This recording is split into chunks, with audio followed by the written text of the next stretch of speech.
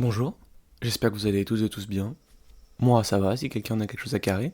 Et j'espère que vous êtes prêts pour ce nouveau concept. Alors, je vais pas parler non plus de nouveaux décors, même si on a ça là, qui était dans ma chambre depuis longtemps, mais qui pouvait pas être filmé. Mais nouvelle angle de cam, ça je pense qu'on peut le dire. On est donc là aujourd'hui pour parler de cinéma. Et plus particulièrement d'un grand monsieur. Un monsieur qui m'a particulièrement influencé dans ma jeunesse et qui m'a donné envie de m'intéresser au cinéma et même d'en faire. Cet homme, il est derrière ça, ou même ça. Vous l'avez deviné, cet homme, c'est Steven Spielberg, un des plus grands réalisateurs modernes. En tout cas, à minima, mon favori. Mais bon, ça, apparemment, ça compte pas. Alors j'espère que vous êtes bien accrochés, que vous avez sorti les popcorn et plaid, parce qu'on va partir en voyage. En voyage dans la grande fresque de Spielberg.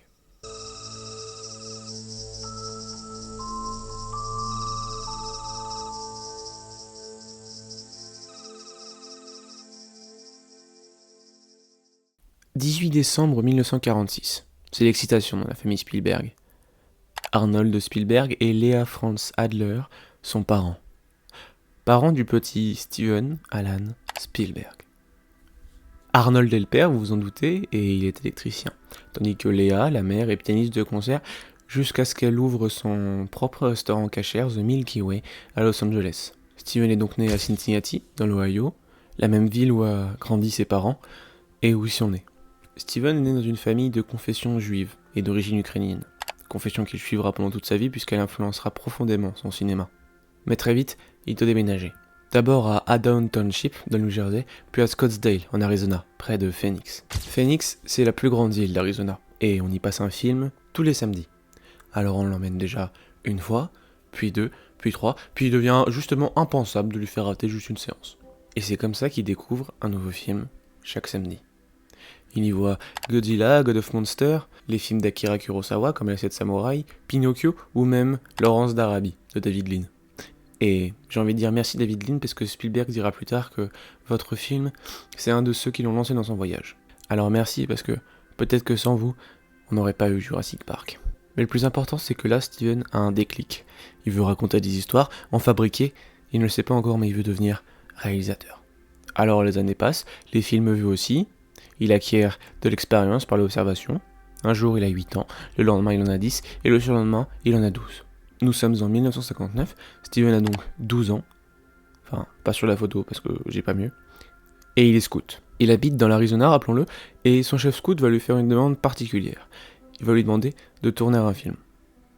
Alors, il le sait pas à ce moment-là, le chef scout, enfin, pas celui-là parce que j'ai toujours pas de photo, mais il vient de lancer une des plus grandes carrières de l'histoire du cinéma. Steven y réalise son premier film en autodidacte, avec la caméra 8 mm de son père. Il est intitulé The Last Gunfight, c'est un western de 4 minutes. Alors il interprète, il produit, il filme, il fait tout ce que vous voulez, il réalise, c'est ça le plus important. Et le pire dans tout ça, c'est que ça lui plaît. Donc il va recommencer. Nous sommes cette fois en 1961, et Steven Spielberg s'attaque à son deuxième film. Il est intitulé Escape to Nowhere, toujours filmé avec la caméra 8 mm de son père. Le film raconte une embuscade pendant la Seconde Guerre mondiale dans l'Afrique de l'Est, où des soldats marchaient, ils vont se faire prendre en embuscade justement, et une bataille terrible fera rage, et personne ne pourra en réchapper. D'où le titre du film. Mais surtout ce qu'il faut prendre en compte, c'est que tout ça, Steven, il le fait alors qu'il a seulement 14 ans. 14 ans! Le gars, il réalise un film de guerre tranquille à 14 ans, enfin je veux dire, ça choque que moi. Je vous laisse les images.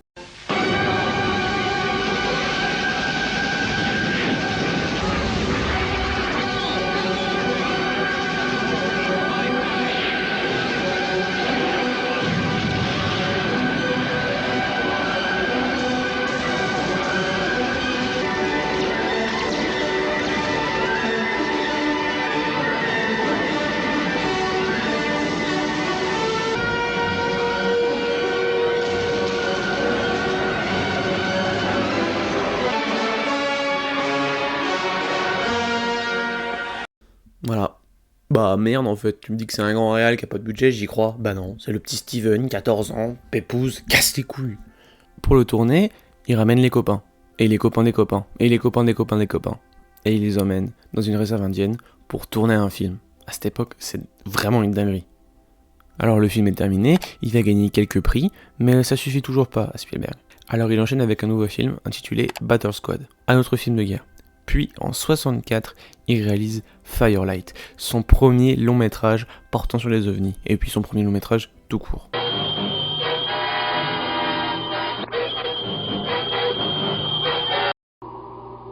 Debbie, it's Firelight. Get down. Tony, what's it going to do? Be quiet. Tony, take me home. Get it away. Debbie, it's attracted to noise. Be quiet. Tony, I'm scared. Il est plus grand, il a plus d'expérience, mais il y a moins de son. Bah ouais, la version que j'ai trouvée a du son environ 30 secondes, et puis après il faut avoir de l'imagination. Et encore, ça c'était la bande-annonce, parce que le film il est censé faire 140 putains de minutes. Le film sera diffusé une seule fois dans une salle de 500 spectateurs, et donc grâce à ce film, Spielberg va se faire 500$. Alors c'est pas énorme, mais on peut quand même considérer que c'est un succès. C'est un succès et c'est surtout le premier d'une longue série. Toujours 1964. Arnold et Léa divorcent. Alors Steven est déchiré et part vivre avec son père à Los Angeles. Il n'est pas du tout intéressé par les études universitaires, alors il postule à l'école de cinéma de l'Université de Caroline du Sud. C'est vraiment long comme titre. Mais il va y être refusé en raison de ses mauvaises notes. Alors en voyant les difficultés qu'il attend en école de cinéma, il se résout à dire oui aux études universitaires banales. Mais c'est pas du tout sa première préoccupation. Mais alors là, loin de là, vous imaginez même pas. Dès 1968, Steven tourne un nouveau court-métrage. Il raconte l'histoire de deux personnes qui partent dans le désert en voiture pour rejoindre le Pacifique et qui vont pas échanger un seul mot. Pas un seul, voilà.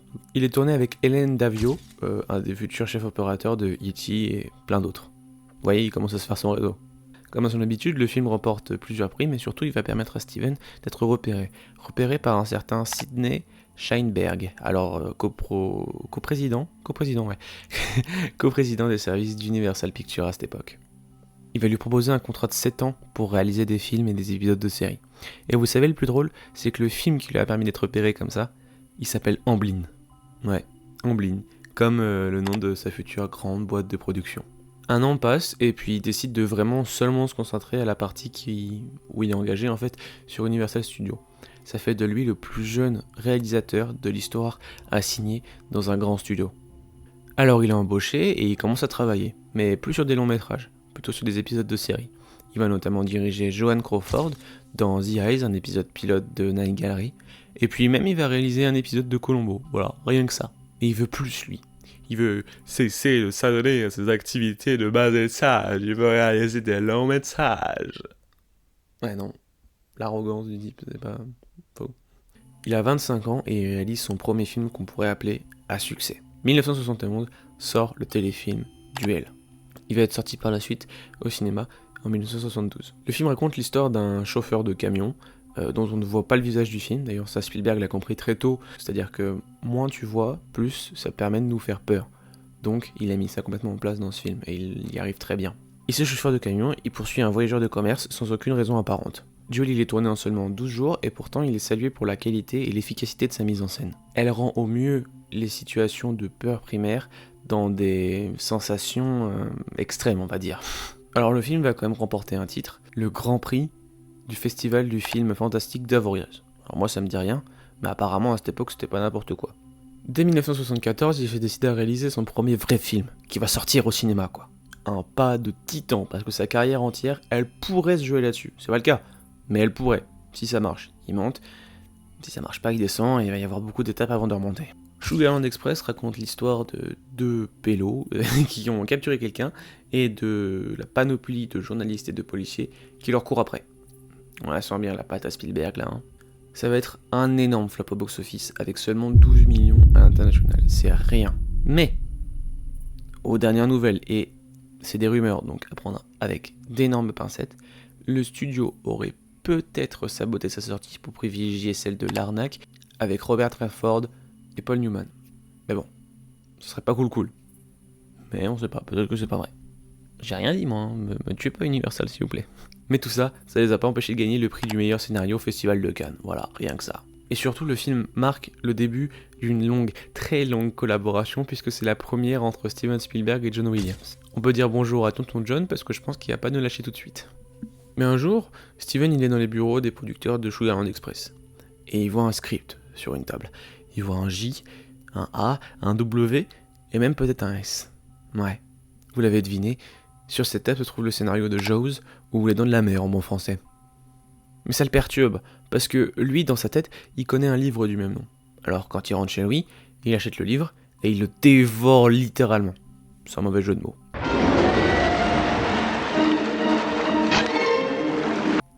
Et quand il termine la dernière page, il a déjà décidé depuis bien longtemps qu'il devait adapter ce livre au cinéma.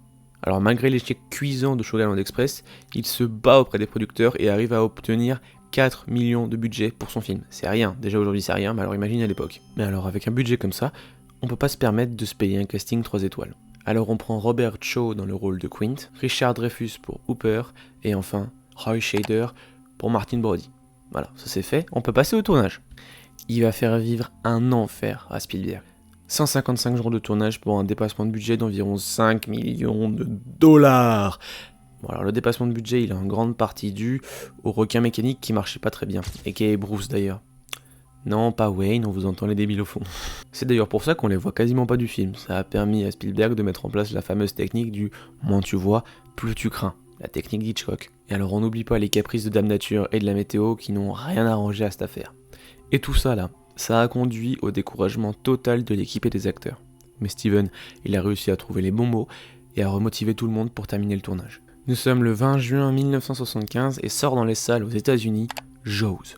Un très grand requin terrorise les habitants de la petite station balnéaire d'Amity. Une personne disparaît, puis deux, puis trois, puis c'est plus possible, il faut régler le problème. Alors on engage Martin Brody, le chef de la police, et 2 équipiers pour aller tuer ce requin. Le film suit leur traque d'un requin devenu une menace pour l'ensemble d'une communauté. Contre toute attente, Jaws, c'est un énorme succès. Il dépasse les prévisions les plus optimistes des studios. Je sais pas si vous vous rendez compte, mais il frôle les 400 millions de recettes. Déjà aujourd'hui, encore une fois, c'est pas mal, hein. Mais alors imaginez à l'époque, encore une fois. Avec ce film, Spielberg vient tout simplement d'inventer la notion de blockbuster moderne. Mais Steven, il va pas se reposer sur ses acquis, il va enchaîner tout de suite avec un nouveau projet qui lui tenait à cœur depuis longtemps. Ce projet, c'est Rencontre du troisième type, un classique de Spielberg, OVNI, Alien, enfin tout le tralala.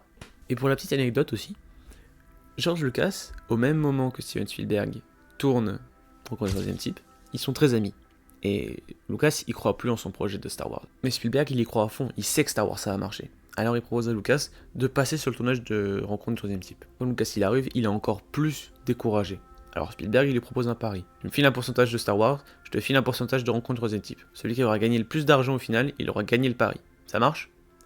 Lucas accepte, convaincu de se faire de la thune. Rencontre du troisième type va être un succès, 300 millions. Mais quand on compare aux 500 millions juste sur les 2 premières années de Star Wars, on peut dire que Spielberg il a gagné le pari. On estime qu'aujourd'hui Steven s'est fait environ 40 millions de dollars sans bouger une couille. Mais surtout cela montre le lien très étroit qu'entretiennent les 2 hommes. Ce lien il aura de cesse de se renforcer.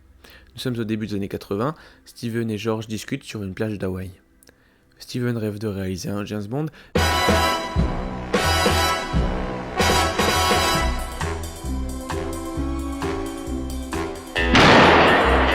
Mais le producteur de la série, Albert R. Broccoli, super nom, dit non.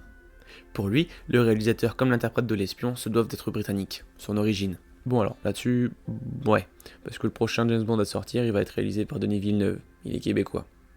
Mais Steven doit se faire une raison, il ne pourra jamais réaliser un volet de l'espion gentleman. George Lucas, lui, il est encore dans le succès de Star Wars, et il se replonge dans les films d'aventure des années 30, notamment ceux de Fritz Lang. Alors, entre les 2 hommes, germe une idée. Pourquoi ne pas se créer leur propre héros ? Héros d'une grande saga, mélangeant aventure rocambolesque et personnages hauts en couleur. C'est comme ça qu'Indiana Jones naît.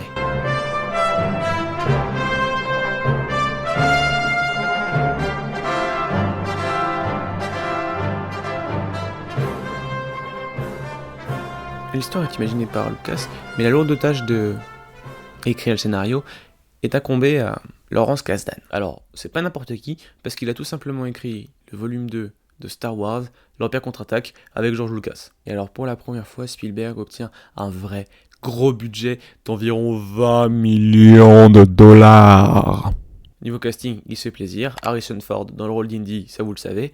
Karen Allen en Marion repérée dans American College.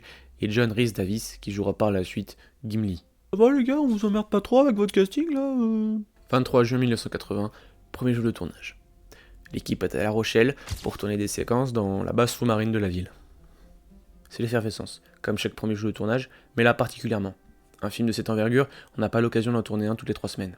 Le tournage se déroulera sans gros accros, l'équipe se déplacera ensuite en Angleterre, puis en Tunisie. Je le disais donc, sans gros accros, à part ici.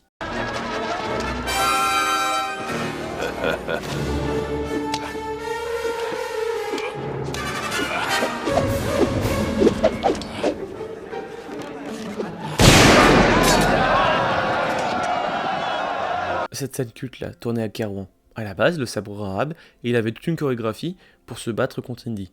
Mais bon, Harrison Ford ce jour-là, il était atteint de dysenterie, comme la majorité des membres de l'équipe. Alors il se sentait pas de faire la choré, sinon il risquait de... T'as capté. Et du coup, il a demandé que la scène soit raccourcie. Il a dit, pourquoi je descendrais pas juste ce crétin? Et puis Spielberg, il a dit oui. Du coup, ça a donné cette scène incroyable. Donc à part ça, le tournage se passe bien et se termine normalement. Le film est monté, étalonné, on y ajoute les effets spéciaux, et il est prêt à sortir au cinéma. Le 12 juin 1981 sort aux États-Unis un film qui sera un de mes favoris, Indiana Jones et les aventuriers de l'Arche perdue. Professeur d'archéologie, le professeur Jones part à la recherche de trésors.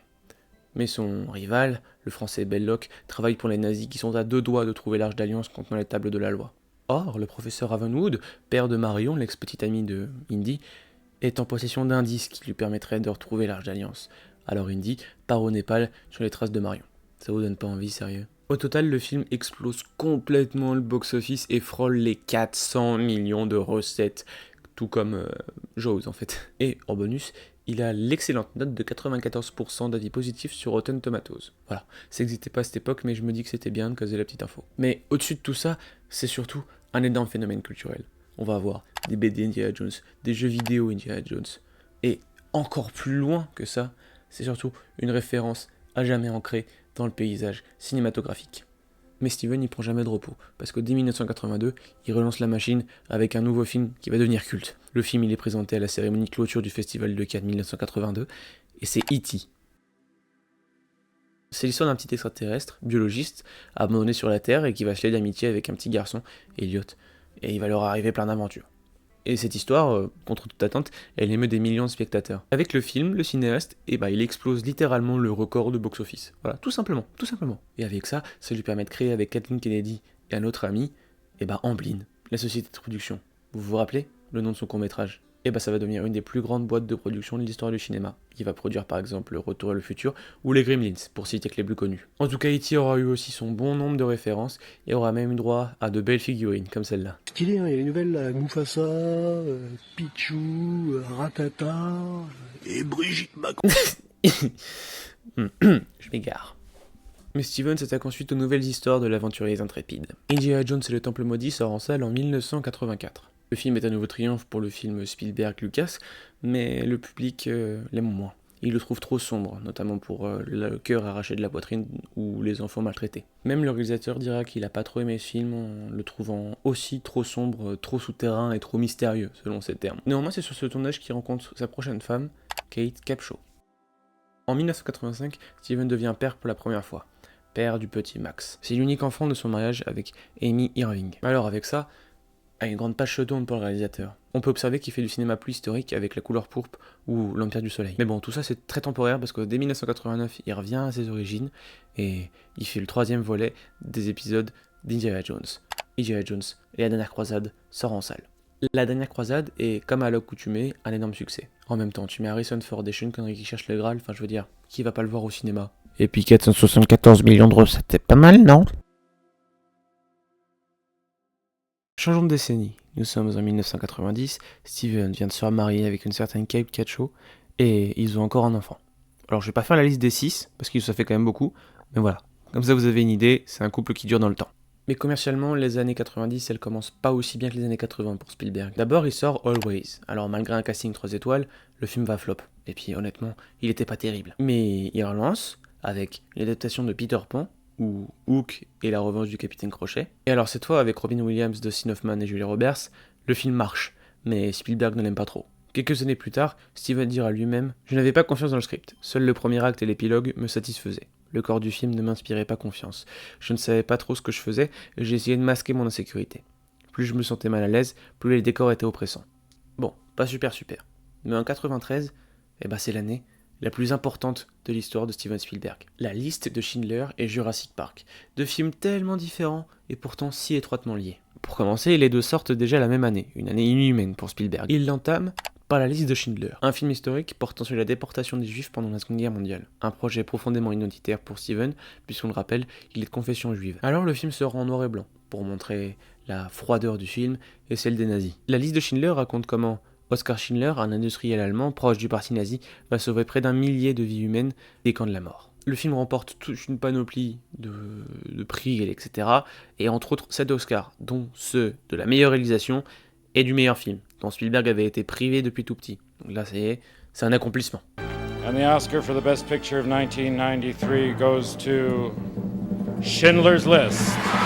Steven Spielberg, Gerald Molen, and Branko Luswig, producers.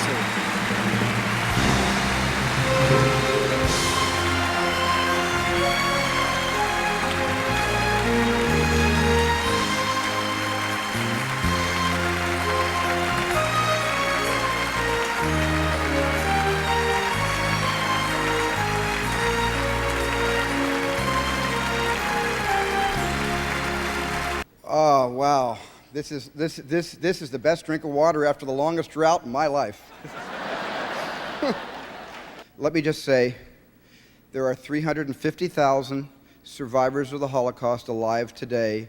I implore all the educators who are watching this program to please do not allow the Holocaust to remain a footnote in history. Please teach this in your schools. There are 350,000 experts who just want to be useful with the remainder of their lives. Please listen to the words and the echoes and the ghosts, and please teach this in your schools. Thank you very, very much for this. Thank you. Mais comme je le disais, la même année sort aussi Jurassic Park, un des films qui m'a aussi le plus marqué dans mon enfance. Et alors là, c'est totalement différent parce que ça parle de dinosaures. Personne devant cette vidéo, je dis bien personne, n'a pas entendu parler de Jurassic Park, parce que c'était une révolution au moment où c'est sorti. Le film suit 2 archéologues invités sur une île parc à thème pour voir des dinosaures. Je n'en dis pas plus puisque c'est pas la peine, vous savez déjà ce qui se passe. Mais je le disais plus tôt, les films sont étroitement liés. Pourquoi ? Eh bien parce que Spielberg dira après que s'il n'avait pas réalisé la liste de Schindler avant Jurassic Park, probablement qu'il n'aurait pas eu du tout la même tournure, voire peut-être qu'il n'aurait pas existé. Mais en dehors de tout ça, c'est un énorme succès. Il va frôler le 1 milliard de recettes au box-office. Énorme. Énorme. Mais en plus, il va révolutionner le monde du cinéma, particulièrement grâce à ses effets spéciaux.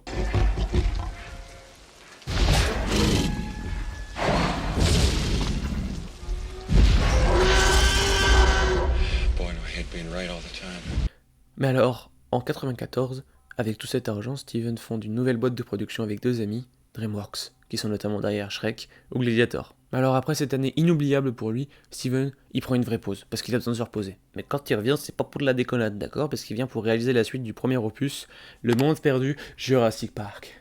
Je vais pas le répéter à chaque fois, mais le film marche. Bien, moins bien que le précédent, mais quand même bien. Dans la foulée, il réalise un autre film historique dont vous avez déjà entendu parler, Il faut sauver le soldat Ryan. Bon, alors là je le dis, on va commencer à s'intéresser uniquement au plus important, parce que sinon, on n'est jamais sorti. Il réalise d'autres petits projets, notamment de science-fiction avec Minority Report ou AI. Mais nous, on va aller en 2002, l'année de sortie de Catch Me If You Can ou Arrête-moi si tu peux. 2e collaboration avec Tom Hanks et première avec Leonardo DiCaprio. Sorti fin 2002, le film est un succès commercial et est très bien accueilli par les critiques, ce qui n'est pas le cas de tous ses films. Ici, Spielberg sort un peu de ses gonds, non c'est pas le bon terme mais c'est pas grave, parce qu'il s'attaque à quelque chose de policier.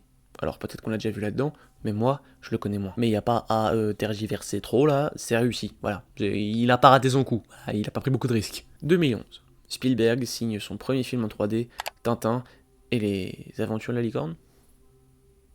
Le secret de la licorne, pardon. Il avait découvert le succès de Tintin après avoir tourné Les Aventuriers de l'Âge perdu, parce que sa scénariste lui avait offert un album. Et alors dès 82, il prend contact avec Casterman pour organiser un rendez-vous avec Hergé, l'auteur, pour avoir les droits de la BD, quoi, pour pouvoir faire un film. C'est quand même ça les projets principaux de Steven. Donc il y a une rencontre qui s'organise à Bruxelles, mais manque de bol, Hergé il décède 3 jours avant. Mais alors le réalisateur y rencontre sa femme pour commencer à fixer les termes d'un contrat et peut-être d'un accord. Malgré tout ça, le film mettra plus de 20 ans à se concrétiser, mais il finira par voir le jour. Alors le film sort, il reçoit une critique très positive de la presse et des tintinophiles, je crois que c'est comme ça qu'on dit. Mais par contre, il va flop aux États-Unis, donc ça va remettre en question l'idée d'une trilogie. Parce qu'à cette époque, je le précise, dans sa tête, Spielberg il veut faire une trilogie. Donc au final, ils se feront pas. Mais Peter Jackson vient d'annoncer actuellement là au Festival de Cannes 2026 de cette année là, oui, qui travaille actuellement sur le scénario d'un autre Tintin. En 2013, Steven Spielberg il préside le jury du Festival de Cannes. Il avait été très souvent sollicité par, on va dire, l'organisation, mais il était toujours pris, il n'avait jamais pu venir. Alors il se libère exprès pour l'édition 2013. Il est sympa, hein. Il vient pour nous les Français. En 2018, il s'attaque à nouveau à un sujet qu'il n'avait jamais traité, Ready Player One. Le film tiré d'un roman, je crois que c'est Player One. Le film, c'est un film de science-fiction et il est rempli de clins d'œil à la pop culture, mais il y en a partout. Si vous êtes un geek, vous allez avoir 3 orgasmes pendant le film. Un énorme succès international avec 583 millions de dollars récoltés partout dans le monde. Alors Steven y réalise encore 2-3 projets comme West Side Story, le remake, et là son film à sortir en juin, Disclosure Day, que moi je vais aller voir, mais alors, je crois que je vais y aller. Première séance du premier jour, voilà, je vais fumer le film. Et j'espère que tu vas pas me décevoir, Steven, sinon je te jure que je viens chez toi et je te découpe en morceaux pour le filer au crocodile dans Indiana Jones. Enfin voilà, je crois que nous avons vu l'essentiel de sa carrière. Voilà les amis, c'est la fin de cette vidéo, j'espère qu'elle vous aura plu. Voilà, moi c'est le fruit de plusieurs jours de travail, plusieurs semaines même de travail. Donc dites-moi en commentaire si vous voulez que je fasse d'autres épisodes, si c'était bien fait, bien monté, bien raconté. Et puis voilà, j'espère que le nouvel angle de cam vous plaît. Normalement c'est pas la seule fois que vous allez le voir. Enfin voilà, je vous souhaite une excellente journée et je vous dis bienvenue à Jurassic Park.